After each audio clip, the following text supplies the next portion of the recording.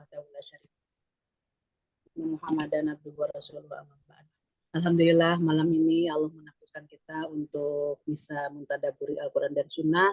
Mudah-mudahan hati kita dibuka untuk bisa menerima ilmu yang bermanfaat, dan semoga setelah kita nanti paham apa yang akan kita bahas, semoga Allah memberikan taufik untuk bisa mengamalkannya.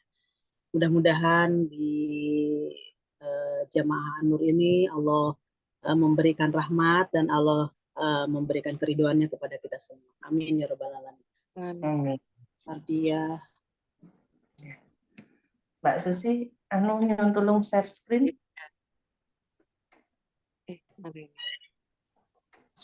Sudah. Enggak. Okay.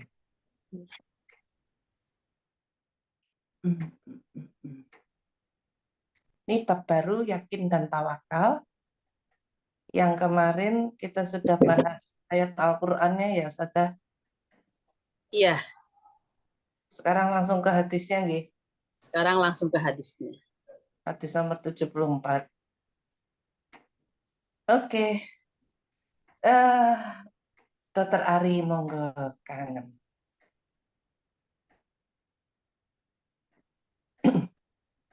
Jelas kelihatan Dokter Ari?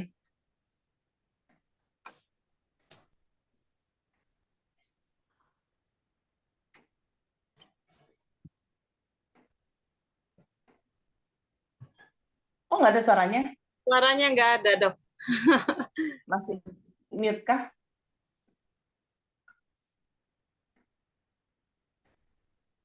Sudah. Enggak mute, tapi kenapa Dokter Ari suaranya? Nggak dengerin.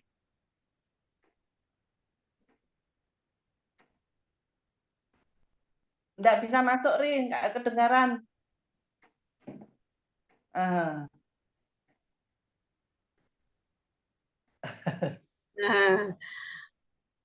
Ya, Dokter Wiwin dulu deh.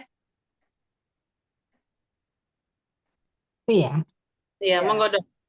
Memanggil bala bantuan Dokter Ari. Ya, sama dengan saya kadang-kadang, Dok, itu. Jadi tes. Ya bisa, Ri. Itu bisa. Suaranya kedengaran? Ya. Kedengaran, Ri. Kedengaran. Oke. Ya, wis Ari deh. Ya. Pertama dari Ibnu Abbas radhiyallahu anhuma, katanya Rasulullah Shallallahu alaihi wasallam bersabda, "Dipertontonkanlah padaku berbagai umat, maka saya melihat ada seorang nabi dan besertanya adalah sekelompok manusia kecil, antara 3 orang sampai 10. Ada pula nabi dan besertanya adalah seorang lelaki dan 2 orang saja. Bahkan ada pula seorang nabi yang tidak disertai seseorang pun. Tiba-tiba diperlihatkanlah kepadaku suatu gerombolan manusia yang besar. Lalu saya mengira bahwa mereka itulah umatku. Lalu dikatakanlah padaku, ini adalah Musa dengan kaumnya. Tetapi lihatlah ke ufuk sesuatu sudut. Kemudian saya pun melihatnya, lalu saya lihatlah dan tiba-tiba tampaklah di situ suatu gerombolan umat yang besar juga. Selanjutnya dikatakan pula kepadaku, kini lihatlah pula ke ufuk yang lain lagi itu. Tiba-tiba di situ terdapatlah suatu kelompok yang besar pula, lalu dikatakanlah padaku, inilah umatmu, dan beserta mereka itu ada sejumlah 70.000 orang yang dapat memasuki surga tanpa dihisab dan tidak terkena siksa. Kemudian Rasulullah SAW bangun dan terus memasuki rumahnya. Orang-orang banyak sama bercakap-cakap mengenai para manusia yang memasuki surga tanpa dihisab dan tanpa disiksa itu. Sebagian dari sahabat itu ada yang berkata, barangkali mereka itu ialah orang-orang yang telah menjadi sahabat Rasulullah SAW. Sebagian lagi berkata, barangkali mereka itu ialah orang-orang yang dilahirkan di zaman sudah munculnya agama Islam. Kemudian tidak pernah mempersekutukan sesuatu dengan Allah. Banyak lagi sebutan percakapan-percakapan mengenai itu yang mereka kemukakan.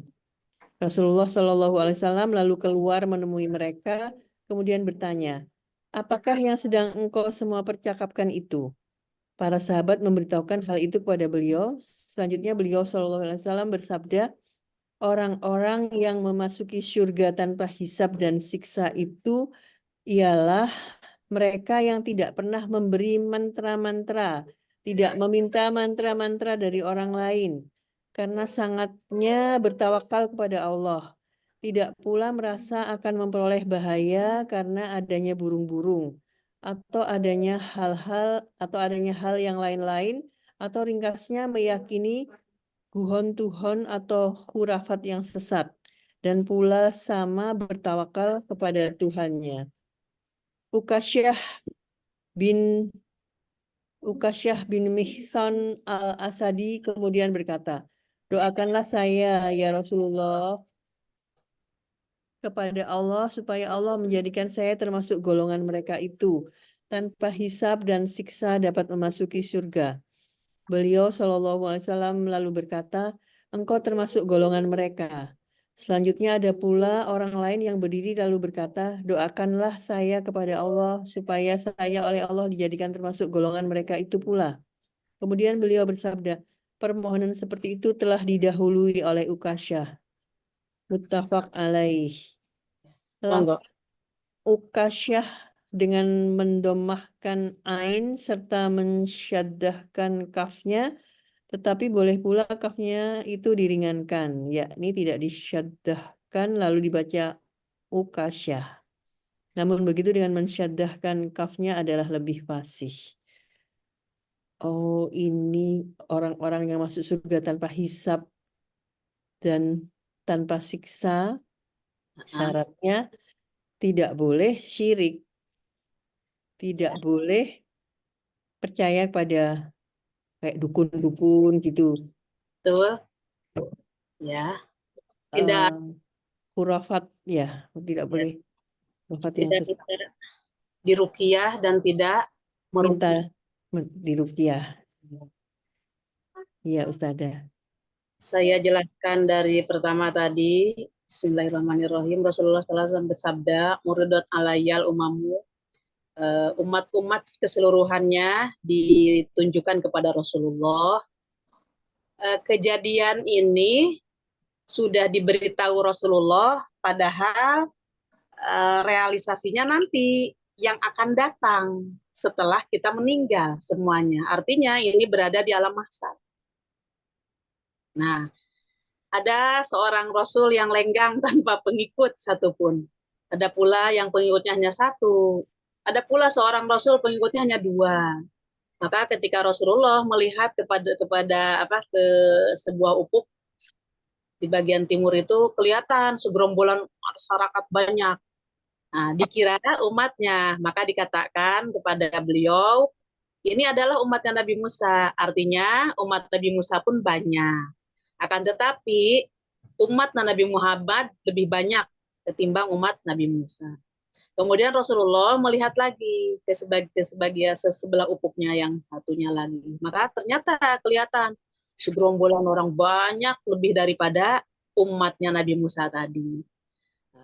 Maka dikatakan kepada Rasulullah, ini adalah umatmu. Nah, di komunitas umatmu ini ada 70.000 orang-orang yang masuk surga tanpa hisab dan tanpa disiksa, 70.000. Yang jadi pertanyaan, kira-kira kita kebagian masuk ke golongan 70.000 atau enggak? Sahabat aja udah berapa ratus ya, udah maksudnya beratus ribuan gitu kan, generasi itu. Nah, tapi nanti ada keterangan yang lain. Kemudian setelah itu Rasulullah pergi masuk ke rumahnya setelah menerangkan itu. Maka sahabat-sahabat itu memperbincangkan. Nah, karena tadi kan tidak dijelaskan oleh Rasulullah yang masuk surga 70.000 itu yang mana gitu. Kriterianya apa? Maka setelah itu, oh, jangan-jangan mereka yang tidak pernah syirik. Kedua, jangan-jangan mereka yang dilahirkan waktu sudah masuk Islam dan mereka tidak melaksanakan kesyirikan. Nah, maka setelah itu Rasulullah keluar. Maka apa yang kalian perbincangkan? Maka akhirnya Rasulullah menyampaikan kepada mereka bahwa kuncinya orang yang masuk surga tanpa hisab dan siksa itu adalah satu orang yang tidak meruqyah dan tidak minta diruqyah. Ruqyah itu artinya memintakan doa kepada Allah. Artinya ruqyah itu berdoa kepada Allah untuk dilindungi dari berbagai penyakit. Ruqyah artinya meminta perlindungan kepada Allah untuk menghilangkan dari berbagai penyakit. Nah, orang yang sekarang ini, apakah yang jadi pertanyaan, apakah ruqyah itu boleh? Nggak boleh. Boleh meminta ruqyah? Boleh. Itu boleh meruqyah? Boleh. Cuman itu tidak jadi syarat untuk kategori yang 70.000 itu.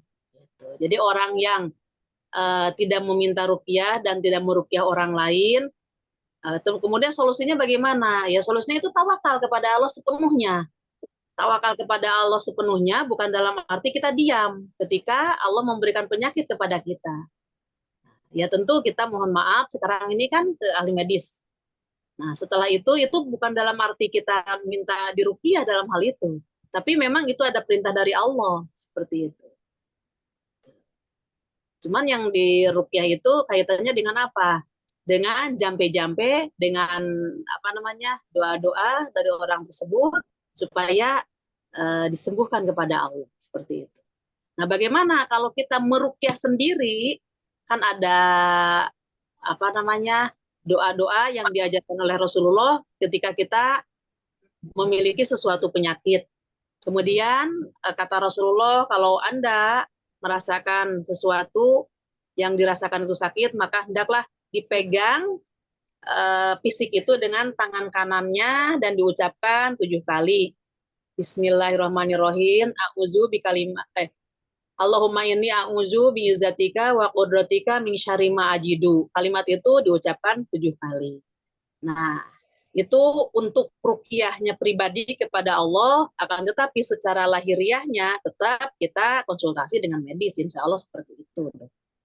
Nah, yang kedua, wala yatatoyaruna, dia tidak bertatoyur. Tatoyur itu menganggap sesuatu itu akan ada bahayanya. Seperti, oh ini rumah kita didatangi burung, atau ada suara burung. Maka ketika dia mendengar suara burung itu, oh nanti akan ada bala seperti ini. Gitu. Atau dia mau bepergian, tiba-tiba ada burung apa yang dia dianggap sehingga punya keyakinan ketika didatangi burung tersebut, maka akan ada bencana kalau kita pergi. Nah, itu yang tidak boleh sama sekali. Nah, itu. Nah, jadi orang yang tidak seperti gini, ada kupu-kupu masuk, no itu akan ada. Hilang ya, Ustazah? Saya menghilang. Tes gimana? Ada. Bu Susi ada? Ada. Ada, ya. Nah, atau ada kupu-kupu masuk. Ketika kupu-kupu masuk, oh ini akan ada tamu. Jadi ada kejadian sesuatu yang disebabkan oleh binatang ataupun apa saja, kemudian menebak sesuatu yang belum terjadi, padahal memang dia tidak tahu. Keyakinan, jadi apa namanya, tidak yakin bahwa Allah lah yang memberikan dan mendatangkan segala sesuatu itu dan memberikan solusi dalam segala masalah itu adalah Allah. Jadi dia keyakinannya kurang, sehingga dia menyandarkan kepada selain Allah ada sesuatu yang dianggap ada kekuatan gitu. Itu namanya tatoyur. Nah, tapi orang tersebut tidak melakukan tatoyur dan dia tetap semuanya bertawakal kepada Allah. Nah, itu dua tanda bagi orang yang masuk surga tanpa hisab dan siksa. Kemudian Ukasah berkata, wahai Rasulullah, doakan saya supaya termasuk kategori yang 70.000 tadi. Maka Rasulullah mendoakan, anta minhum, kamu termasuk golongan mereka yang apabila kamu meninggal nanti tidak dihisab dan tidak disiksa, langsung masuk surga. Yang lain, laki-laki yang lain itu, maksudnya sahabat yang lain minta juga, seperti Ukasah. Ya Rasulullah, saya pun doakan seperti ukasa juga. Maka kata Rasulullah, permintaan Anda sudah didahului oleh ukasa. Makna di sini, kenapa Rasulullah menjawab udah didahului oleh ukasa? Nah, karena kalau Rasulullah mendoakan satu yang minta didoakan, yang lainnya pun berturut-turut. Kapan selesainya? Kalau di situ ada 100 sahabat, berarti 100 pada berdiri, gantian-gantian. Maka di sini ukasa adalah sebagai perwakilan dari keseluruhan sahabat. Insya Allah seperti itu. Monggo, Dokter Ari, monggo. Dokter Diah bagaimana? Ustazah tadi yang ruqyah diri sendiri itu tadi gimana? Boleh. Keputus nggak dengar soalnya tadi. Nah, boleh ya? Boleh meruqyah diri itu sendiri. Bukan termasuk yang ini ya? Yang suara Dokter Diah juga kok hilang. Halo. Iya. Halo ya? Iya. Ya, monggo. Gimana, Dok? Ustazah gimana? Jadi kalau yang meruqyah diri sendiri itu nggak apa-apa ya? Meruqyah diri sendiri itu, untuk diri sendiri itu tidak apa-apa. Kita tidak minta diruqyahin orang dan kita yang untuk ruqyah. Dan kita tidak meruqyah kepada orang gitu. Artinya ketika kita udah tahu ilmunya tentang masalah ruqyah, kemudian kita menjalankannya dari ruqyah yang dijalankan oleh Rasulullah dan yang diajarkan oleh Rasulullah, maka itu tidak ada pengaruh terhadap dua masalah ini. Jadi bagaimana kalau meruqyah sendiri? Apakah kita tidak termasuk ke dalam 70.000 ini? Nah, termasuk insya Allah selama dua syarat ini kita hindari. Tapi untuk meruqyah itu kan untuk diri sendiri diperbolehkan, dan itu kan ajarannya ada dari Rasulullah untuk meruqyah diri sendiri. Yang saya bacakan tadi sebanyak 7 kali, insya Allah akan meringankan. Dan itu kita memang harus yakin, dituntut untuk yakin gitu. Monggo, bagaimana, Dok?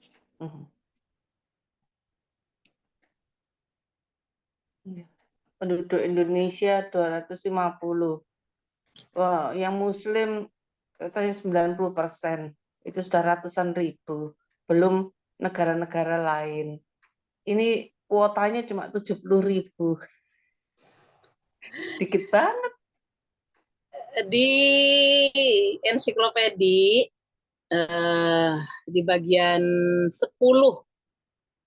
orang, sebentar saya buka kalau begitu. Di 10 ahli sorga, maksudnya 10 sahabat yang dikategorikan masuk surga tanpa hisab. Di situ dikatakan bahwa ada 70, Rasulullah SAW bersabda, ada 70 dari umat, 70.000 dari umatku yang masuk surga tanpa hisab dan siksa. Dan dari 70.000 itu, satu menggait 70.000 lagi, Dok. Ini. Gitu. Nah, dari yang menggait tadi, menggait lagi ke 70.000. Di situ kalimatnya sampai 3, tapi wallahu alam kelanjutannya bagaimana, cuman dibatasi dari 70.000, satu menggait 70.000. Nah, dari situ 70.000 lagi. Seberapa gitu kan? Tidak terhingga kalau lihat dari segi itu. Kemudian yang kedua, Allah memberikan, apakah Anda tidak berdoa kepada Allah untuk minta tambahan? Maka Rasulullah, Allah menambahkan satu cidukan tangan. Jadi tidak terhingga juga. Nah, kemudian ditambahkan lagi. Maka Abu Bakar Siddiq mengatakan begini, ini merupakan karunia dari Allah. Dan mudah-mudahan saya termasuk orang yang terakhir itu. Artinya orang yang terakhir itu, beliau itu menjadi menggait kepada semuanya. Ya mudah-mudahan kita termasuk ini, Dok. Amin. Walaupun harap-harap cemas, tapi enggak, insya Allah. Husnuzon aja ya. Yang penting ketika kita sudah tahu syaratnya ini, kita laksanakan. Ustazah Emang nggak sih? bertanya ya, Ya. ini apa sekaligus juga pengalaman ya Ustazah. Jadi ketika orang itu sakit, itu Mm. seringkali galau ya. Terus kadang-kadang juga sering down, semangatnya kurang. Nah, ini apa namanya, kita sebagai yang sehat itu mengunjunginya itu dengan mendoakan dengan tujuan itu memberi semangat. Memberi semangat. Apakah itu ruqyah juga atau gimana ya, Oh, Ustaz? tidak. Kalau itu merupakan hak seorang muslim ada 6. Hmm. Hak muslim kepada muslim lain ada 6. Di antaranya apabila dia sakit maka menengoknya gitu. Nah, untuk menerangkan menengok atau membesuk orang yang sakit itu dijelaskan di dalam sebuah hadis, maka seolah-olah dia mendatangi orang sakit itu adalah dia berada di taman-taman surga. Dan ketika dia di dalam surga, dia dalam keadaan memetik buah-buahan. Jadi ketika kita nengok orang yang sakit itu, pahalanya di sisi Allah nanti di surga, dia sama dengan memetik buah-buahan surga. Itu pahala bagi orang yang menengok orang yang sakit. Memetik buah di surga itu hadis di Imam Ahmad. Itu Bu Susi, jadi tidak termasuk yang minta ruqyah itu mendoakan itu ya mendoakan seperti memang ada tuntunannya ya untuk orang yang sakit. Ucapkan 3 kali Bismillah Bismillah Bismillah Bismillah Bismillah Allahumma robban nas muzhibal ba'si ismi marodo titik-titik la syafia illa anta sifa'al la yughadiru saqama. Itu doanya yang diajarkan oleh Rasulullah kepada kita yang mau menengok orang yang sakit. Artinya, Ustazah, Bismillah dengan nama Allah dibaca 3 kali. Dengan nama Allah, dengan nama Allah, dengan nama Allah. Allahumma robban nas, ya Allah Tuhannya manusia. Muzhibal ba'si, yang menghilangkan penyakit. Ishfi, sembuhkanlah. Kita menyebut orang tersebut. Anta syafi, engkau yang menyembuhkan. La syafia illa anta, tidak ada yang bisa menyembuhkan illa anta kecuali engkau. Syifa alla yughadiru saqama, dengan menyembuhkan yang tidak meninggalkan penyakit sedikit pun. Gitu. Itu doa. Dan di situ mohon maaf tidak ada tambahan-tambahan yang saya tahu dalam hadisnya tidak ada bacaan ayat-ayat dari Al-Qur'an. Tuh. Ya, jadi intinya mendoakan saja ya Ustazah. Saya sendiri juga tidak paham tentang meruqyah itu bagaimana, maksudnya apa itu ya? Mendoakan kesembuhan kan. Jadi ketika kita mendoakan orang yang sakit itu terkurungnya oleh hak muslim kepada muslim. Dan cara kita mendatanginya bagaimana yang harus kita lakukan ketika kita membesuk dia, maka ucapan yang tadi yang saya terjemahkan tadi. Nah, mohon maaf di ruqyah juga, di dalam ruqyah juga ya termasuk di situ Al-Fatihah suratnya, termasuk An-Nas, Al-Falaq, kemudian banyak juga yang lain-lainnya, kemudian di surat Al-Baqarah lillahi ma fis samawati wa ma fil ardh, ada semuanya itu lengkap. Dan apakah itu dibolehkan? Boleh. Boleh minta diruqyah? Boleh. Boleh meruqyah? Boleh gitu. Dan itu halal, dan itu ada ketika ada seseorang yang sakit minta diruqyah kepada Rasulullah, maka kata Rasulullah kamu aja yang meruqyah gitu.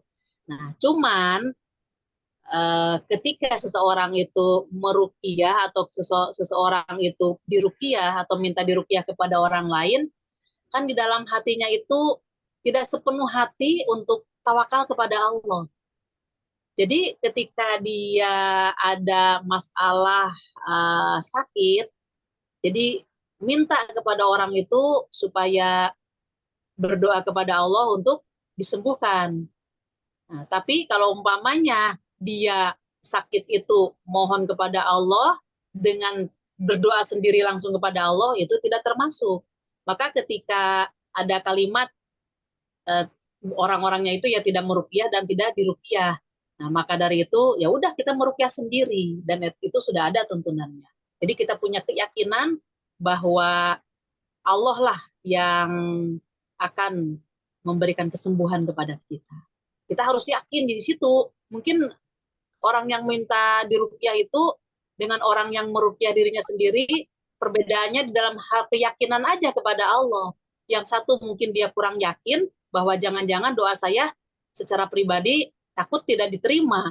Tapi begitu ada bantuan dari ustadz atau ustadzah yang dianggap oleh dia itu lebih banyak ilmunya, padahal itu belum tentu juga. Boleh jadi kalau dikembalikan ke dalam Al-Quran itu kan ud'uni astajib lakum, doalah kalian kepadaku, aku akan mengabulkan terhadap apa yang didoakannya tadi. Maka dari itu ketika dia punya keyakinan, saya juga hamba Allah walaupun saya tidak banyak ilmu, ya Allah, tapi aku ini ada hamba Allah, jadi aku ini berhak mendapatkan pengkabulan doa dari Engkau. Jadi tambah yakin seperti itu, ya insya Allah. Itu udah menoto hati untuk yakin. Kan ini babnya juga tawakal judulnya. Ya, jadi berarti ini ya Ustazah, doa kita sendiri itu justru lebih mustajab ya, daripada misalkan kita minta didoakan kiai atau orang yang berpengaruh gitu ya Ustazah. Gimana? Apa?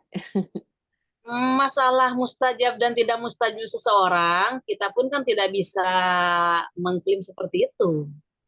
Bahkan seorang Umar bin Khattab kan pada waktu itu disuruh minta didoakan kepada seorang sahabat, yaitu Uwais. Maka ketika itu Umar bin Khattab pun mendatangi untuk minta didoakan kepada Uwais itu. Maka ketika kita memintakan doa kepada orang lain, boleh kita minta didoakan gitu. Siapa tahu, dan kita tidak tahu dari ucapan yang mana yang dikabulkan oleh Allah. Diperbolehkan seperti itu. Ya. Mohon doanya ya. Kan beda dengan tolong saya diruqyah. Ya. Tolong saya ruqyahkan. Beda. Mohon doanya. Oh.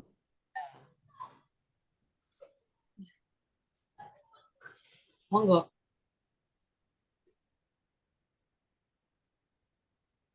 Monggo, Dokter Dian gimana? Mungkin tadi pemahaman saya keliru ya Ustazah. Saya pikir ruqyah itu juga termasuk mendoakan seseorang gitu. Iya, mendoakan yang tadi, yang untuk menengok orang yang sakit, kan itu kita terkurungnya oleh hak muslim kepada muslim itu, yang 6 itu. Dan ketika kita menengoknya itu oleh Allah, sama dengan kita memetik buah di sorga, pahalanya. Kemudian doa yang dituntun juga dari Allah juga kan, disampaikan kepada Rasulullah, maka kita melakukan itu. Nah, beda lagi, kalau meruqyah itu kan ada doa-doa tertentu, kemudian dia melakukan seolah-olah memasrahkan diri itu di samping kepada Allah, mungkin kepada orang yang tadi, mohon maaf, itu si orang yang dipercaya tadi, baik dia ustadz atau ustadzah yang dianggap punya label ustadzah itu, kemudian tolong ustadz saya di ruqyah tuh. Jadi kan ada unsur tawakalnya itu tidak sepenuhnya 100% kepada Allah, tapi ada di samping itu. Ada ada hati yang punya keyakinan bahwa dengan diruqyah seperti itu saya akan segera disembuhkan. Akan seperti itu, insya Allah. Bedanya sedikit bedanya, dan itu dibolehkan. Itu diperbolehkan, tidak haram, bahkan dianjurkan. Cuman kuat enggak tawakal kita hanya semata-mata kepada Allah tanpa melibatkan orang lain gitu. Monggo lanjut, Dokter Dia. Baik. 75, Dokter Wiwin, monggo. Ya, baik. Bismillahirrahmanirrahim. Kedua, dari Ibnu Abbas radhiyallahu anhuma juga bahwasanya Rasulullah Shallallahu alaihi wasallam bersabda dalam berdoa, "Ya Allah, kepadamulah saya menyerahkan diri. Denganmu saya beriman, atasmu saya bertawakal.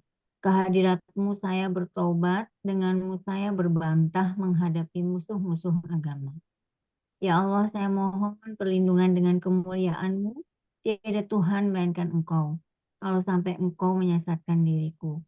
Engkau maha hidup yang tidak akan mati, sedangkan semua jin dan manusia pasti mati." Muttafaq alaih. Hadis di atas itu menurut lafaz Imam Muslim dan diringkatkan ke dalam lafaz Imam Bukhari. Monggo, apa mananya, Dok? Ya, kita harus benar-benar bertawakal sepenuhnya bahwa semua kejadian yang terjadi itu memang atas kehendak Allah dan atas izinnya. Iya. Jadi nggak boleh ragu-ragu bahwa Allah itu yang menentukan segalanya. Iya, ya, betul. Ketika kita punya keyakinan penuh kepada Allah, maka insya Allah Allah pun akan melindungi kepada kita. Dan insya Allah kita akan diselamatkan pula oleh Allah dalam segala urusan kita, bahkan kita bisa mendapatkan solusi dari berbagai masalah. Asal yakin aja. Jadi kita mempelajari hadis ini untuk supaya kita ini tambah yakin kepada Allah bahwa tidak ada kekuatan yang tanpa izin Allah. Dan ketika ada orang yang memiliki kekuatan, dia tidak akan sombong. Saya kalau tidak dikasih kelebihan ini oleh Allah, terus apa sih bisa saya? Jadi itu hilang rasa sombongnya. Insya Allah seperti itu. Monggo, lanjut. 76, Mbak Uria, monggo.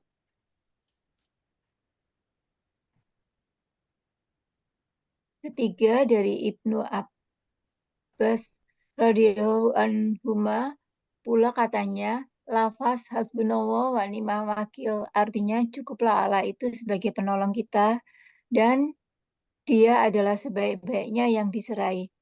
Itu pernah diucapkan oleh Ibrahim alaihi wasallam ketika beliau dilemparkan ke dalam api. Juga pernah diucapkan oleh Nabi Muhammad SAW ketika orang-orang sama berkata, sesungguhnya orang-orang yang banyak telah berkumpul bersatu untuk memerangi engkau. Maka takutilah mereka itu. Tetapi ucapan sedemikian itu tidaklah menambah kepada orang-orang yang beriman, melainkan keimanan belaka, dan mereka berkata, hasbunallah wa ni'mal wakil. Riwayat Bukhari. Dalam riwayat Bukhari pula dari Ibnu Abbas radhiyallahu anhuma disebutkan ucapan Nabi Ibrahim yang terakhir sekali ketika beliau dilemparkan ke dalam api, yaitu hasbunallah wa ni'mal wakil. Artinya cukup Allah itu sebagai penolongku dan dia adalah sebaik-baiknya yang diserai. Ini memperkuat yang 75 ya. Ya. Maka seumpamanya kita ada permasalahan, ya, kita ada permasalahan dalam menghadapi hidup ini, maka ucapkanlah hasbunallah wa ni'mal wakil, ni'mal maula.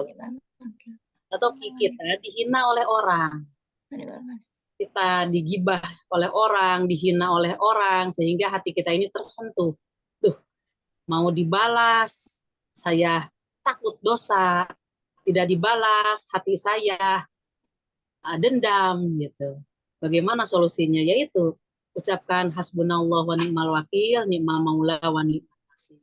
Cukuplah Allah yang menjadi tempat untuk semua permasalahan yang saya hadapi ini, aku serahkan kepada wa ni'mal wakil, dan sebaik-baiknya sangat pantas permasalahan saya ini diserahkan kepada Allah. Karena ini pun terjadi kepada saya tidak mungkin atas izin Allah. Maka saya kembalikan kepada Allah supaya dalam hati kita ini ada ketenangan.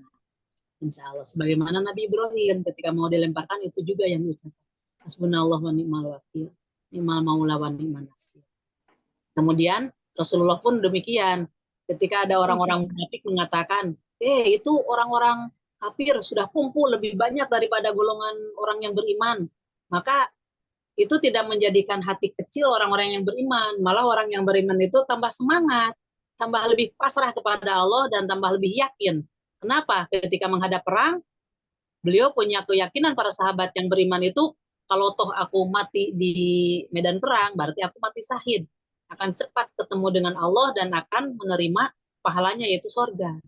Nah, tapi kalau toh aku menang, berarti di situ adalah semuanya pertolongan dari Allah, walaupun golongan kami ini kecil. Nah, jadi tambah yakin itu. Nah, itu pembelajarannya bagi kita ketika kita menghadapi masalah. Hasbunallah wa ni'mal wakil, ni'mal maula wa ni'man nasir. Tambahannya, monggo. Baik. Lanjut ya Ustazah ya, 77. Ya, lanjut. 77 Mbak Susi, monggo. 77 ya. Keempat, dari Abu Hurairah radhiyallahu anhu, dari Nabi Shallallahu alaihi wasallam, sabdanya, masuklah ke dalam surga itu para kaum yang hatinya seperti hati burung. Artinya, kata-kata di atas itu disebutkan bahwasanya mereka itu sama bertawakal. Juga dapat diartikan bahwasanya hati mereka itu lemah lembut. Ya, ini Ustazah kenapa mengkiaskan atau Mengumpamakan. dengan seekor burung ya? Ya, menurut kasat mata kita, apakah burung itu punya KP enggak? Punya perusahaan enggak itu burung? Iya. Punya profesi apa untuk menghasilkan finansialnya dia atau makannya dia, kan enggak ada. Nah, tapi si itu burung berangkat pagi mencari makan dengan tawakal kepada Allah, full kepada Allah. Maka ya di perjalanan Allah kan memberikan kepada dia karena dia tidak berakal. Seperti gini yang kita perhatikan di dalam masalah pertanian. Kalau kita menanam padi, insya Allah rumput tumbuh kan. Nah, rumput ini adalah untuk para binatang, termasuk mungkin makanan burung juga. Ada daun-daunannya itu yang dimakan burung. Tapi kita yang sudah dikasih akal oleh Allah, jangan harap nanam rumput tumbuh padi gitu. Iya. Itu maknanya. Jadi ketika si burung tadi berangkat, kosong temboloknya, maka ketika pulang penuh, bahkan dia membawa makanan untuk anak-anaknya. Nah, jadi punya keyakinan bahwa Allah lah yang mengatur segalanya. Itu maknanya. Jadi artinya kita jangan sampai takut tidak makan selama kita hidup di dunia. Jangan sampai kita takut tidak punya apa-apa. Cuman kita ini karena dikasih akal sehat, apa yang harus saya ikhtiarkan gitu. Ya, kita dikasih kelebihan oleh Allah, saya sebagai orang yang bisa masak, maka saya akan buka catering. Nah, kemudian saya sebagai orang yang bisa ini, maka akan saya manfaatkan supaya, nah itu menggunakan akal sehat kita yang menjemput rezeki Allah dengan cara yang halal. Insya Allah seperti itu. Tawakalnya kita kepada Allah bukan dalam arti kita tawakal berdoa diam gitu, tapi di samping doa ikhtiar kita harus digunakan. Itu Bu Susi, Mbak. Ya, iya. Bagaimana? Jadi seperti burung itu, maksudnya burung itu tidak tahu dia di mana rezekinya di mana, tapi dia terbang gitu aja ya, pokoknya mencari makan gitu ya. Iya. Tawakalnya seperti itu ya. Kalau kita kan belum apa-apa sudah resah. Iya. Nah itu berarti tawakalnya yang kurang.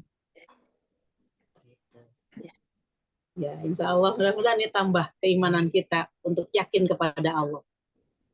Ya. Ya, silakan. Baik. Monggo, 78 ya, Ustazah. monggo dok. Saya baca Bismillahirrahmanirrahim.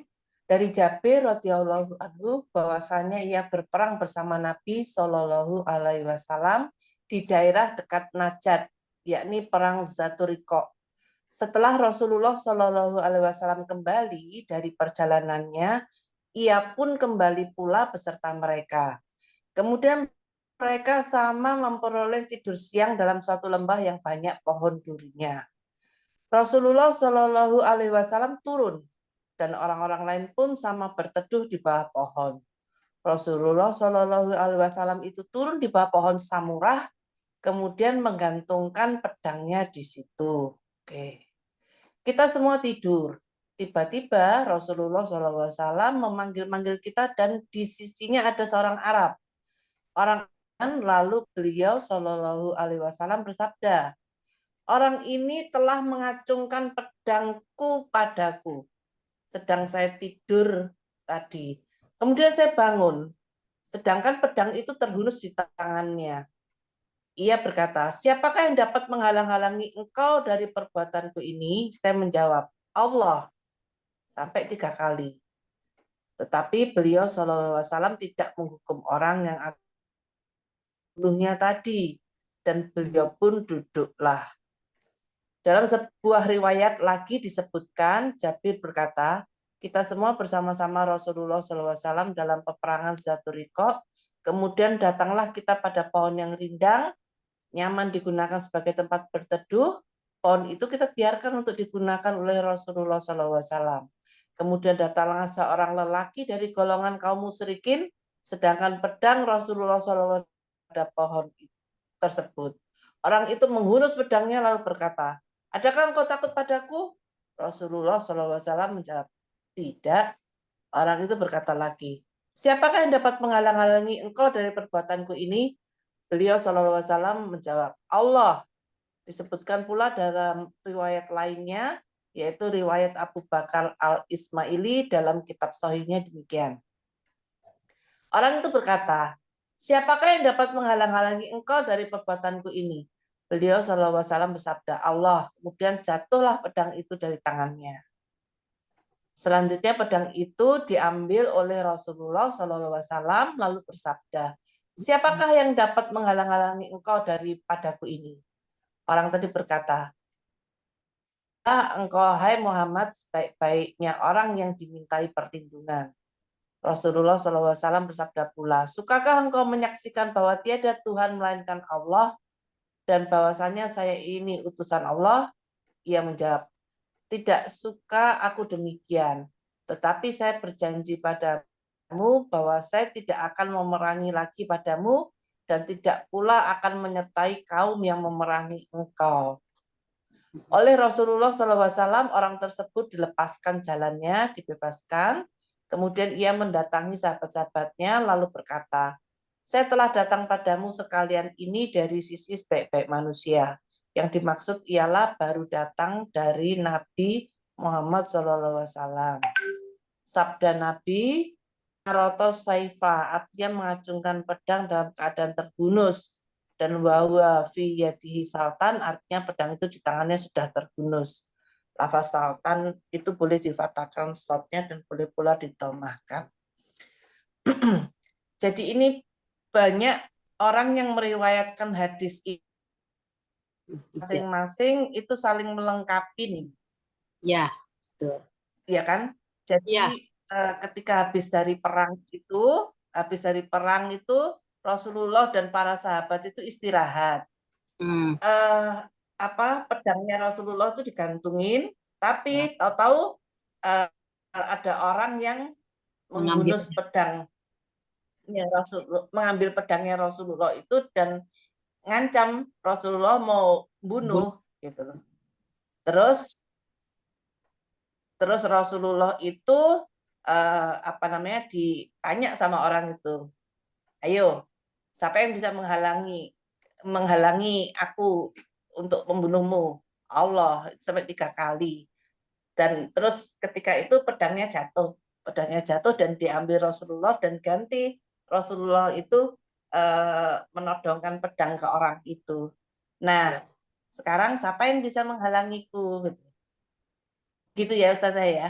Betul. Akhirnya apa Siapakah jawab? yang bisa menghalangi? Ya. Oh, iya. Ya, akhirnya orang itu nggak jawab Allah ya, tapi ini apa? Ya, Merayu kepada intinya Rasulullah minta Rasulullah untuk apa? untuk tidak membunuh, merayu Rasulullah supaya Rasulullah tidak membunuhnya, meminta. Tidak membunuh. Oh, oke. Tidak meminta. Iya. Terus ditanya apakah ditanya sama Rasulullah, apakah Si kamu mau beriman begitu ya, dan masuk masuk Islam gitu ya. Tadi dia bilang dia enggak mau, tapi aku enggak akan memerangi kamu dan kaummu begitu kan ya. bukan, dan aku tidak akan masuk kepada kaum yang akan memerangi kamu.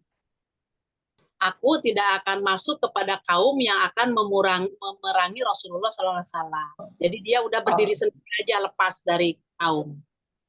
Gitu. Dan aku akan rahasiakan pertemuanku dengan Anda. Gitu. Maka ketika ini hikmahnya apa Ustazah? tawakalnya Rasulullah kepada Allah, ketika Rasulullah mendapatkan bahaya, ancaman, mau dibunuh oleh seseorang, bahkan pedangnya itu dipegang oleh musuh. Orang kafir kan? Nah, maka ketika Rasulullah semuanya urusan itu diserahkan kepada Allah, Allah menghendaki apa kepada saya? Gitu kan? Nah, saya tawakal kepada Allah. Nah, seandainya itu dibunuh oleh orang tersebut, ya berarti bagi Rasulullah kan surga, gitu kan? Tapi kalau Rasulullah diselamatkan oleh Allah, berarti Allah di situ segala-galanya, maha kuasa. Ya gitu. Maka ketika itu Rasulullah tawakalnya kepada Allah, sedangkan orang yang kafir itu tidak punya sandarannya dia untuk tawakal. Mau tawakal kepada siapa dia? Gitu. Sedangkan latang ujannya juga kan tidak bisa berbicara, berhala yang mereka sembah kan tidak bisa berbicara. Gitu. Maka ketika Rasulullah memegang pedang, kalau toh itu si orang itu mau dibunuh, nah pasti akan terjadi pembunuhan. Akan tetapi disinilah bijaksananya Rasulullah, karena Rasulullah jihad di jalan Allah itu bukan untuk membunuh manusia, tapi untuk mengajak mereka supaya masuk Islam. Kalau toh mereka tidak mau masuk Islam, tapi mereka tidak memerangi orang Islam, dilepaskan oleh orang Islam. Tidak dipaksa dibunuh, karena tugasnya jihad di jalan Allah itu meninggikan kalimat Allah. Orang kafir itu nggak paham dengan adanya masuk Islam akan menyelamatkan dunia dan akhirat. Sampai sekarang kan banyak yang nggak paham orang-orang kafir tentang itu. Itu Dok maknanya. Tawakal.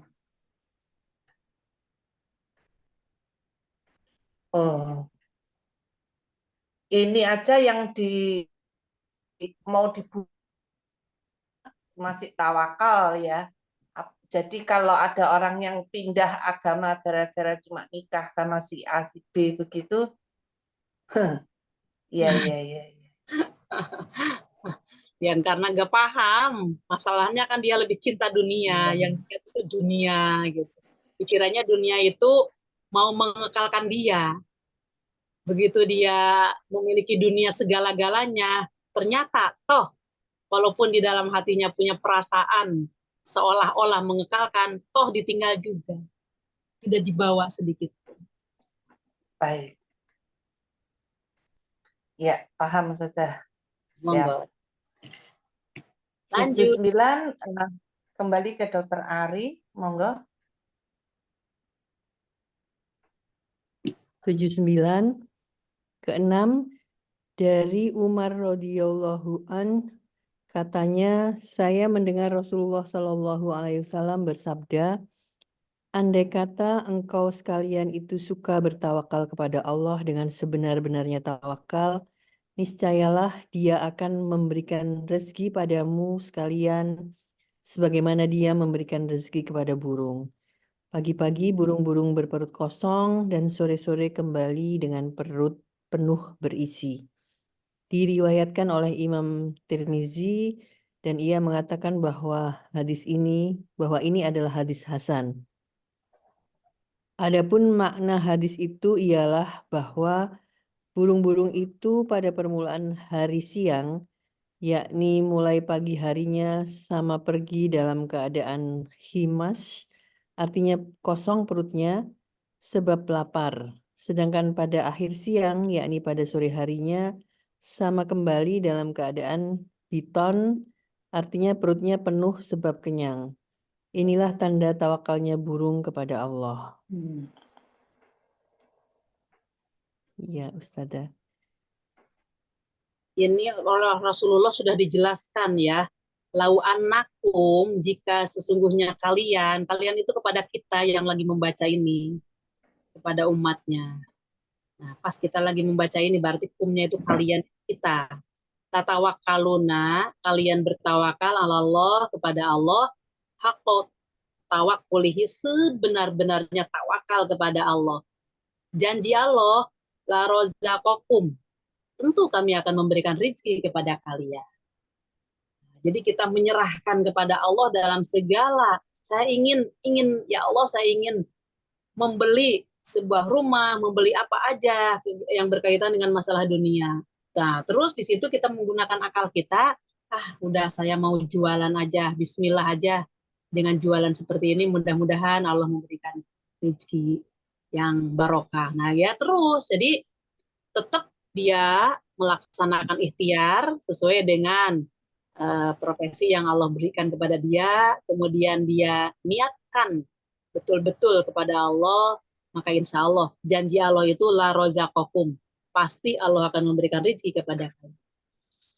Kita ada niat, ya Allah saya ini mau sekali umroh, ya Allah saya niat mau beli kendaraan, apa aja. Nah, limpahkanlah segala urusan itu kepada Allah, tetap kita jalur ikhtiarnya kita jalani. Insya Allah Allah akan memberikan. Ini udah janji Allah, la rozaqah. Soalnya janji Allah dengan janji kita kan berbeda. Janji kita ini gampang melesetnya. Padahal insya Allah masih meleset. Tapi janji Allah itu la rozaqah, udah pasti di sini. Allah akan memberikan rezeki kepada kalian. Tinggal kalian itu tawakal, perkuat tawakal. Ustazah, burung-burung ini pun juga berikhtiar pergi keluar sangkarnya ya Iya. untuk Dan dia itu tawakalnya kepada Allah betul-betul sepenuhnya. Kenapa tawakal sepenuhnya? Nah, karena burung itu tidak dikasih akal, maka dia kan tidak ada inisiatif, saya mau buka kafe, mau jualan ini, itu enggak ada. Itu kan adanya pada kita, pada manusia. Jadi burung itu ya ikhtiarnya itu ya keluarnya itu keluar aja gitu kan, sambil semuanya akan penuh kepada Allah. Kita tahu dari mana dia menyemasrahkan diri kepada Allah, ya dari redaksi kalimat itu. Ya itu Dok, betul. Iya. Monggo Dokter Dia. Iya. 80. Mbak Indri? Monggo Mbak Indri. Warahmatullahi wabarakatuh. Bismillahirrahmanirrahim. Nggak kedengaran ya? Halo? Kedengaran. Kedengaran, Bunda.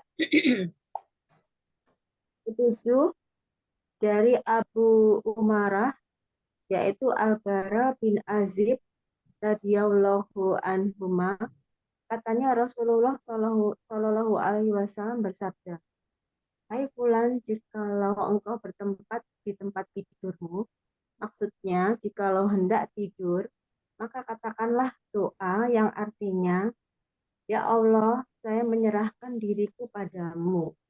Saya menghadapkan mukaku padamu. Saya menyerahkan urusanku padamu.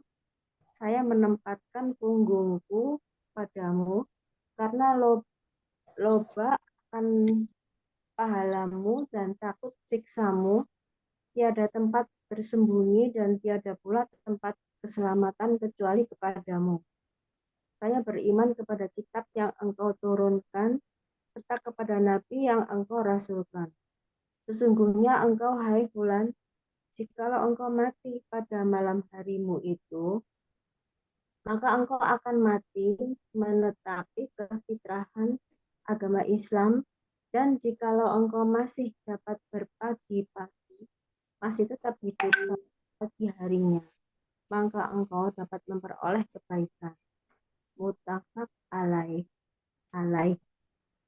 Jadi kalau kita mau tidur itu ibaratnya seperti tidur itu seperti apa ya? Mati suri apa gimana ya Ustaz? Di dalam hadis dikatakan tidur itu adalah bagian daripada mati. Jadi separuhnya mati. Dalam hadis. Jadi maksudnya kita tidur itu, jadi kita seperti harus bersiap-siap. Jadi maksudnya itu supaya kita itu benar-benar menyerahkan diri kepada Allah. Kita sudah pasrah semuanya kepada Allah. Kita juga berdoa mohon diampuni segala dosanya, juga mohon pahala dan jauh dari siksanya, takut dengan siksanya, karena takut dengan siksanya, dan tiada tempat bersembunyi, tiada pula tempat keselamatan kecuali kepada Allah. Jadi maksudnya kita bertawakal kepada Allah, kita pasrah kepada Allah sebelum kita tidur, supaya kita ya kalau seandainya memang kita berpulang kepada Allah, kita sudah siap. Kalau misalnya kita bangun pagi, kita memperoleh kebaikan, keberkahan untuk beramal hari-hari besok. Itu aja Ustaz. Ya. Ini merupakan doa tidur yang panjang. Doa pendeknya Bismikallahumma ahya wa amut atau Bismikallahumma ahya wa bismika amut yang pendek. Rasulullah SAW kalimatnya bersabda, wahai Fulan, wahai Anu, wahai siapapun, apabila engkau mau tidur, apabila engkau berbaring di atas ranjangmu, artinya mau tidur, fakul, maka ucapkanlah.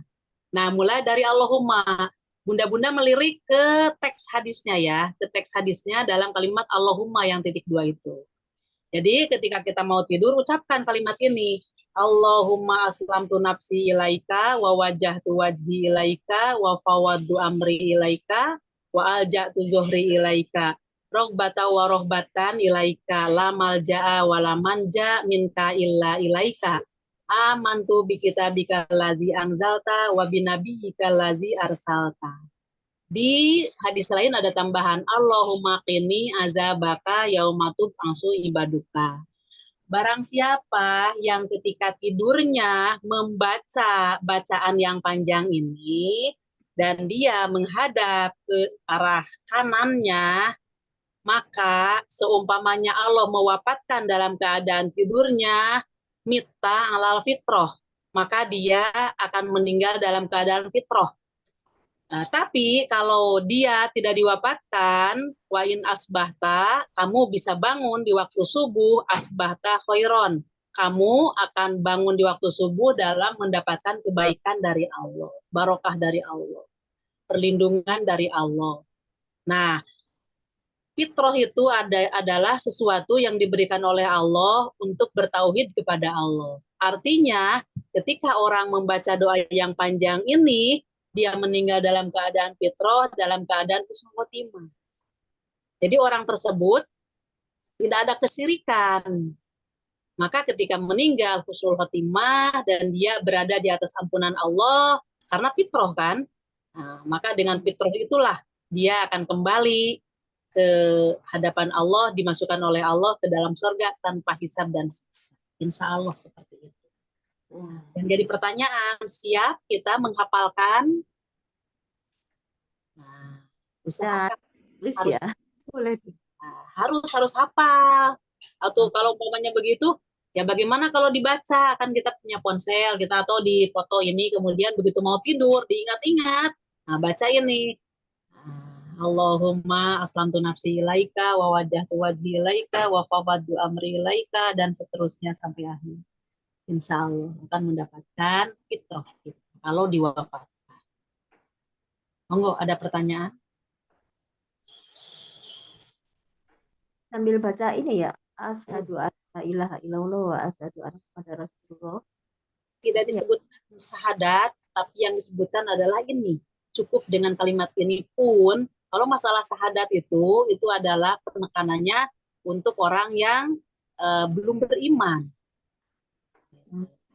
Dia dituntut untuk bersaksi, mengaku dirinya bahwa tidak ada Tuhan yang berhak disembah. Berarti melepaskan untuk tidak syirik. Dan mengaku Nabi Muhammad itu adalah utusan Allah. Jadi dia ingin menjalankan apa yang dianjurkan oleh Rasulullah. Nah, ketika dia ada keinginan melaksanakan apa yang dianjurkan oleh Rasulullah, tidak mungkin dia akan bisa menjalankan apa yang dianjurkan oleh Rasulullah kalau dia tidak thalab ilmi yang berkaitan dengan sunnah-sunnah Rasul. Kalau ini Ustazah, Gimana, Dok? katanya kalau ini apa namanya, orang sakit itu kalau sulit baca la ilaha illallah Muhammadar Rasulullah itu loh Ustazah, yang mau meninggal itu banyak yang susah ya, banyak yang nggak bisa gitu, iya. Kalau orang yang mau meninggal, walaupun tidak meninggal pun masih hidup, untuk zikrullah itu mengisi hati kita tetap dengan zikrullah. Subhanallah, Allahu Akbar, la ilaha illallah, alhamdulillah, terus kita wiridkan. Maka karena kita terbiasa mengucapkan zikir itu, dalam keadaan posisi sakit pun insya Allah itu akan terbawa-bawa. Subhanallah, Allahu Akbar, la ilaha illallah, alhamdulillah. Apalagi kalau dalam kondisi sakit, kita sudah punya keyakinan, apakah ini saya ini bisa sembuh lagi dengan sakit ini, atau saya memang ini akan lanjut gitu. Nah, maka ketika itu dia tetap pasti subhanallah, Allah akbar, la ilaha illallah, alhamdulillah. Nah, insya Allah akan mudah kok mulutnya dia.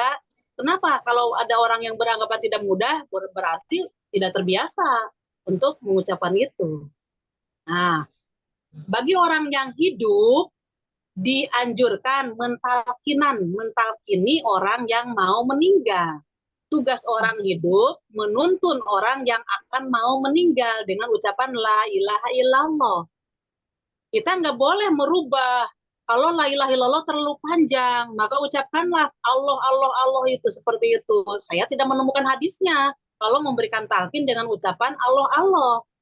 Yang disuruh itu di dalam hadisnya itu ucapkan, tuntun orang yang mau meninggal dengan ucapan la ilaha illallah. Terus diprediksi begini, kan la ilaha illallah itu adalah terjemahannya la ilaha tidak ada Tuhan, la ilaha illallah tidak ada Tuhan yang berhak disembah kecuali Allah. Nah, tapi nanti bagaimana kalau si calon jenazah itu hanya mengucapkan la ilaha, baru la ilaha, berarti dia menganggap diterjemahkannya tidak ada Tuhan, mengaku seperti itu keliru. Itu keliru. Kelirunya apa? Menurut kita kasat mata boleh jadi dia mengucapkan la ilaha, begitu ilallahnya kan tidak terdengar. Yang kedua, kita nggak boleh suudzon kepada jenazah tadi bahwa meniadakan Tuhan. Kan dia sudah ada niat mau mengucapkan la ilaha illallah, tapi baru juga la, kan dia sebelumnya sudah mengucapkan la ilaha illallah, la ilaha. Baru yang terakhir mungkin lah, begitu itu malaikat sudah mengambil, yang nggak masalah. Kan semuanya inamal amal binniat di situ. Cuman orang yang hidup diperintahkan menuntun orang yang mau berakhir hidupnya dengan ucapan la ilaha illallah. Kita sebagai hamba yang taat kepada Allah dan Rasulnya nggak boleh mengganti mentalkini dengan Allah, Allah, Allah. Mohon maaf, saya tidak menemukan dalilnya seperti itu. Ya, jelas Ustazah. Monggo, Dokter Dia, bagaimana? Baik. Ya, sebelum dilanjutkan saya bertanya, apakah ada yang sudah hafal doa yang panjang ini? Belum hafal. Belum. Itu dipoto pakai ponsel, ini dipoto. Monggo, Dokter Dia, nanti dimasukkan ke podcast. Ya. Oke, sudah. Berikut Carikan anunya. Arabnya.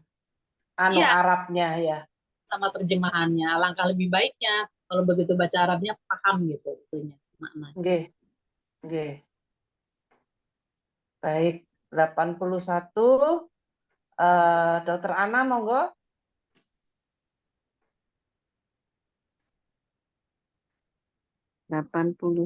Sebentar. Ini ke-8 dari Abu Bakar As-Siddiq, yaitu Abdullah bin Amir bin, pertanyaannya terlalu kecil. Ya, panjang. Gedein enggak, Isa? Bin Ka'ab, bin Sa'id, Bin Amir, sebentar. Kita ulangi dulu. iya monggo Dok. Sebentar. Oke, bisa dibalik ya. Oke. Ke-8 dari Abu Bakar As-Siddiq, yaitu Abdullah bin Utsman bin Amir bin Amr bin Ka'ab bin Sa'ad bin Ta'im bin Murrah bin Ka'ab bin Lubay bin Alibal Quraisy At-Tamimi radhiyallahu an, ia dan ayahnya juga ibunya semuanya adalah termasuk golongan para sahabat radhiyallahu anhum. Katanya, saya melihat pada kaki kaum musyrikin sedang kita berada dalam gua dan orang-orang tersebut tepat di atas kepala kita. Lalu saya berkata, ya Rasulullah, andai kata seorang dari mereka itu melihat ke bawah kakinya, pasti mereka akan dapat melihat tempat kita ini. Beliau Rasulullah SAW lalu bersabda, apakah yang engkau sangka itu, hai Abu Bakar, bahwa kita ini hanya berdua saja? Allah adalah yang ketiga dari kita ini. Maksudnya senantiasa melindungi kita. Muttafaq alaih. Gimana? Jadi ketika di gua itu ada Abu Bakar dan Rasulullah mungkin bersembunyi. Nah, para musyrikin berada di atasnya. Abu Bakar merasa ketakutan karena kalau seandainya para musyrikin itu melihat ke bawah, pasti mereka akan terlihat. Rasulullah menguatkan bahwa mereka tidak berdua, tapi ada Allah yang melindungi mereka. Mungkin gitu ya, Us? Ya, ini pernah tahu ini kejadian tentang apa, Dok? Ini waktu di Gua Sur. Sur ya. Di Gua Sur. Gua Sur ya, waktu Lalit keluar dari kota Madinah sembunyi berdua itu ya, Us ya. Karena diancam oleh kafir Quraisy itu untuk dibunuh. Allah mengilhamkan kepada Rasulullah, dan yang menempati tempat tidurnya Rasulullah adalah Ali bin Abu Thalib.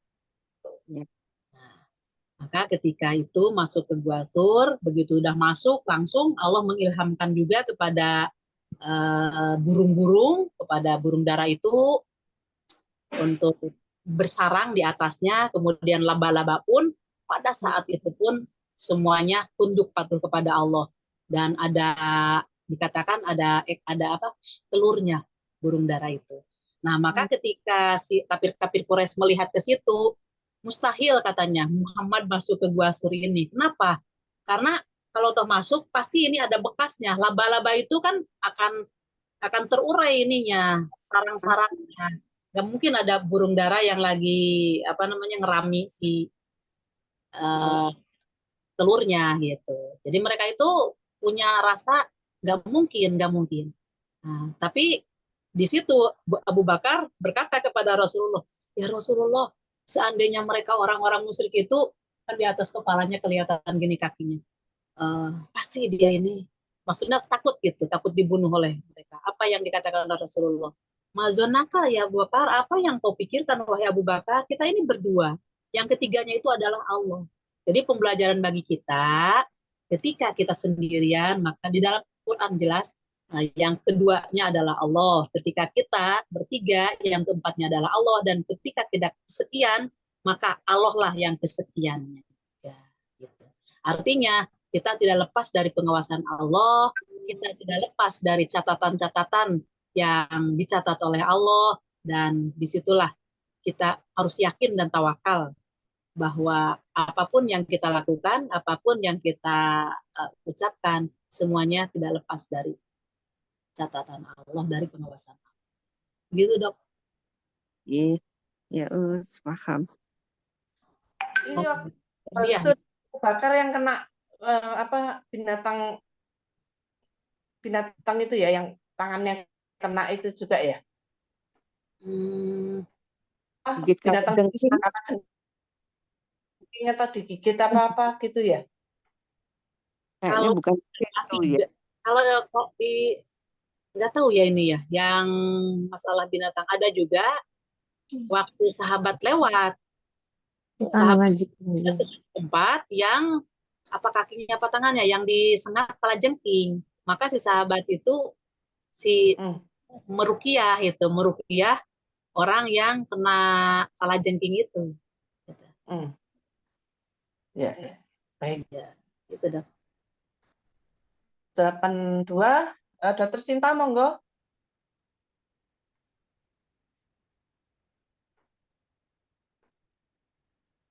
Dokter Sinta masih ada pasien?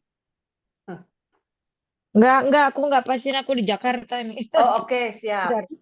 Ya, 82 ke 9. Dari Ummul Mukminin Ummu Salamah dan namanya sendiri adalah Hindun binti Abu Umayyah, yaitu Huzaifah al-Mahzumiyah radhiyallahu anha, bahwasanya Nabi Shallallahu alaihi wasallam itu apabila keluar dari rumahnya bersabda, yang artinya dengan menyebut nama Allah saya bertawakal kepada Allah.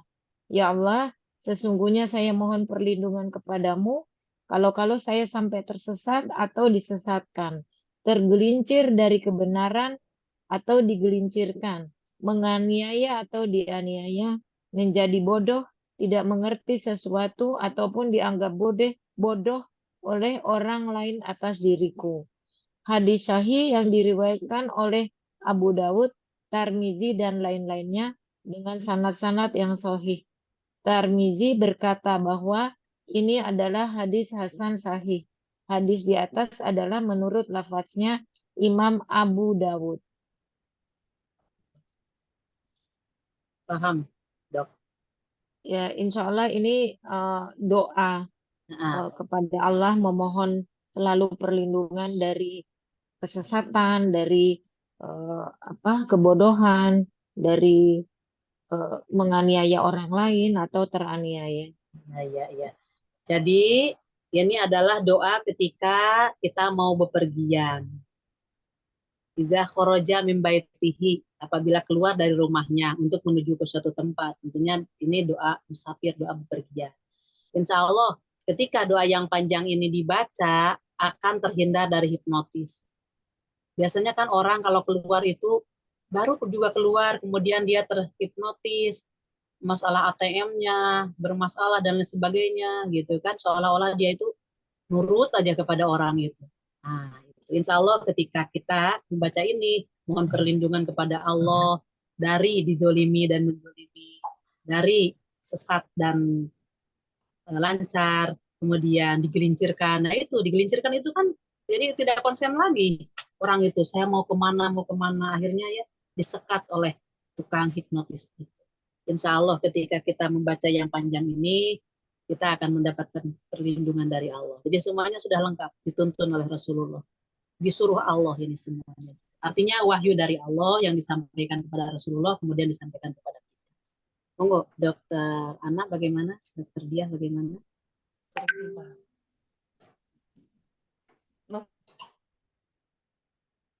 Ke selanjutnya ya saja ya. Dokter Win, monggo yang ke-10.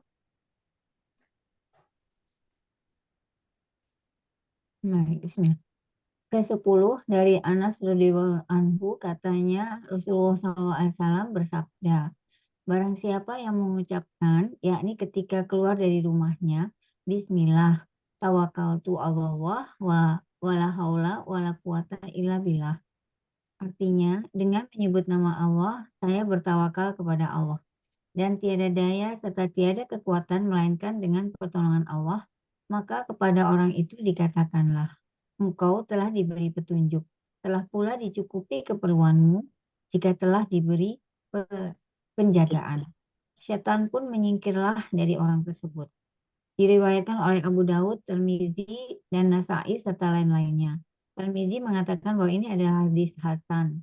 Abu Daud menambahkan lalu berkata bahwa setan yang satu berkata kepada setan yang lain, bagaimana engkau dapat menggoda orang yang telah diberi petunjuk, telah dicukupi, dan telah pula diberi penjagaan? Ya, menggodok. Iya, ini yang saya baca Ustazah kalau pergi. Jadi ini kan artinya kita menyerahkan diri sepenuhnya ya kepada Allah, baik dalam perjalanan maupun dalam meninggalkan rumah atau keluarga yang kita tinggalkan, semua kita serahkan kepada Allah. Jadi betul-betul kita melakukan segala-galanya, baik itu pergi maupun tinggal maupun apa itu, dengan keyakinan bahwa Allah telah mengatur semuanya dan Allah yang akan menjaga kita. Ya. Gitu Pak Ustaz. Ya betul. Ini doa yang paling pendek, keluar dari rumah, dan insya Allah ini sekarang juga kalau dibacakan hafal semua. Bismillahi tawakkaltu ala Allah, la haula wala quwata illa billah. Nah, cuman menggabungkan kalimat Bismillah tawakkaltu ala Allah. Nah, Bismillah tawakkaltu ala Allah digabungkan dengan kalimat la haula wala quwata illa billah. Jadi Bismillahi tawakkaltu ala Allah, wala haula wala quwata illa billah. Nah, walaupun yang pendek ini, tapi pahalanya atau hikmahnya bagi yang mengucapkan ini ketika keluar dari rumah, satu, bahwa kamu sudah dikasih hidayah oleh Allah, dan kamu sudah dicukupi oleh Allah, dan kamu sudah dilindungi oleh Allah. Sehingga ketika orang tersebut berdoa ini, setan pun menyingkir. Nah, kemudian setan satu dengan setan lain berkata, kamu tidak akan bisa menggoda dia, katanya. Wong dia sudah dilindungi oleh Allah, dia sudah dicukupi oleh Allah, dan dia sudah diselamatkan oleh Allah. Mana ada celah kita untuk menggoda orang itu. Dan mudah-mudahan kita bisa selalu membaca ini ketika kita keluar dari rumah. Saya yakin ini semuanya sudah dilaksanakan ya, Dok. Oleh bunda-bundanya insya Allah kalau ini. Karena ini pendek. Monggo Dokter Diah gimana? Ustazah, ini 82 kalau mau keluar rumah, 83 juga mau keluar rumah. Ya. Kalau ada dua macam kayak gini itu sebaiknya gimana dibaca? Mau dipilih salah satu atau gabung monggo. Ya. Mau dipilih salah satu boleh, mau digabung boleh. Oh, oke. Nah, dua-duanya boleh. Jadi habis gini, Bismillahirrahmanirrahim, la haula wala quwata illa billah. Lanjut ke sini.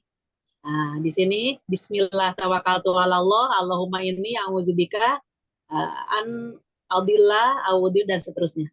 Ya, monggo digabung boleh. Mau sampai la haula wala quwata boleh. Ada pilihan untuk kita. Terakhir Mbak Uria monggo.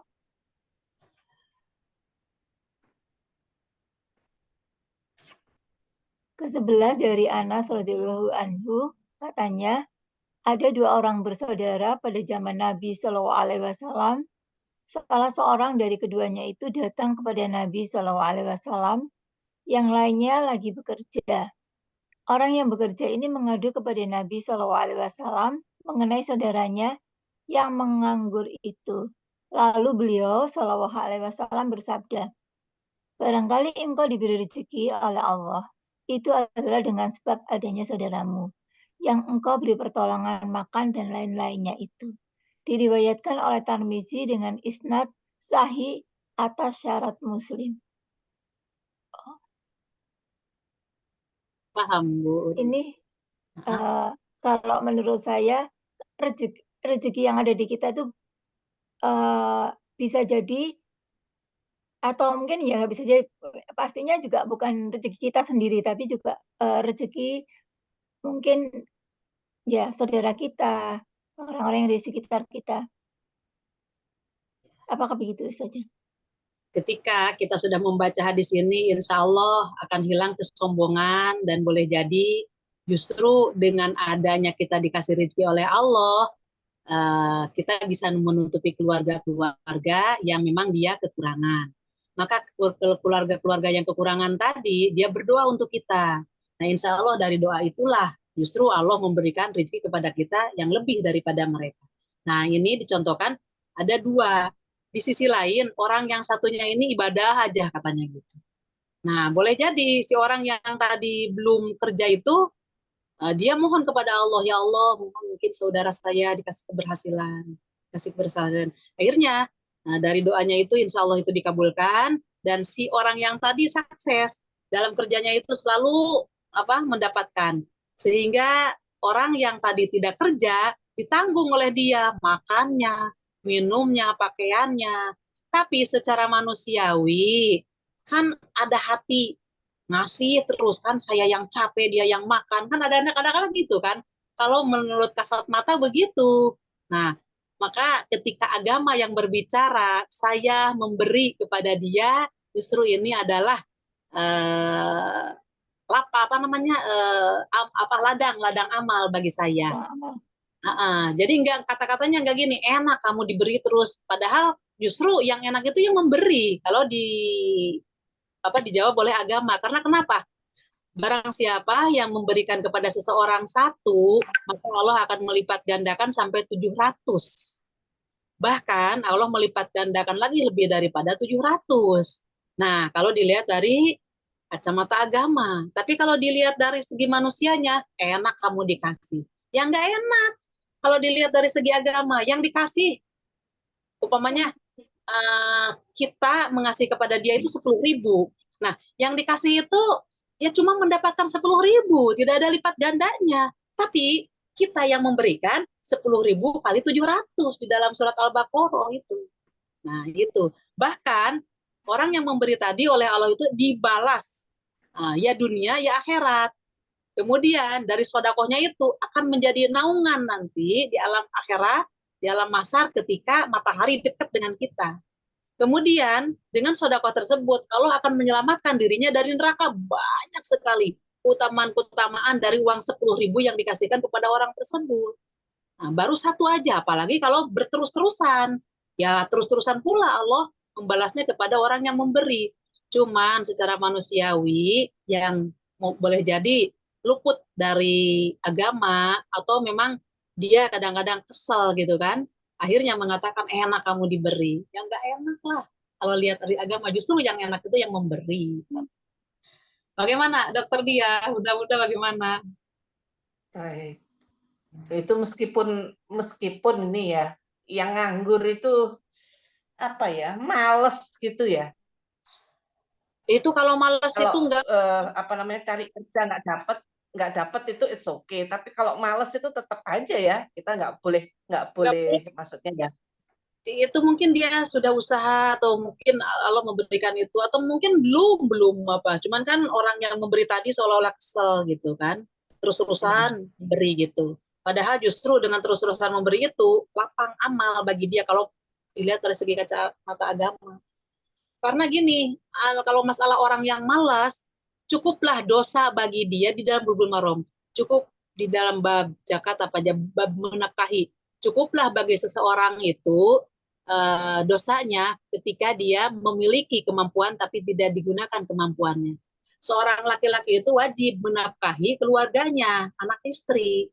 Nah, maka ketika dia malas untuk memaksimalkan usahanya, ikhtiarnya, nah, kalau memang dia betul-betul niatnya malas, cukuplah dosa bagi dia. Ada ancaman kok. Gitu Dok, bagaimana Dok? Siap, sudah. Matur nuwun. Ya. Sudah selesai sampai sini? Siap, sudah. Alhamdulillah, mudah-mudahan apa yang kita bahas ini sebagai ilmu yang insya Allah memberikan kekuatan untuk bisa mengamalkannya. Dan mudah-mudahan ilmu yang kita dapatkan ini bukan hanya sebagai koleksi bahwa kita ini penuh ilmunya, banyak hadisnya, tapi insya Allah satu demi satu kita dikasih kekuatan untuk bisa mengamalkannya. Dan itulah yang dikatakan ilmu yang manfaat dan barokah. Amin ya rabbal alamin. Aku qouli hadza astagfirullah li wa lakum subhanakallahumma wa bihamdika asyhadu an la ilaha illa anta astaghfiruka wa atubu ilaik. Rabbana atina fid dunya hasanah wa fil akhirati hasanah wa qina adzabannar. Wassalamualaikum warahmatullahi wabarakatuh. Ya, itu pada semuanya. Terima kasih Ustazah. Ya, dokter, Yes. sehat juga.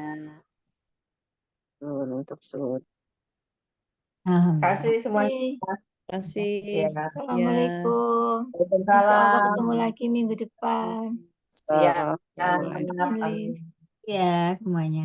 Terus, monggo live masing-masing. Mbak Susi lagi di luar. Assalamualaikum. Waalaikumsalam.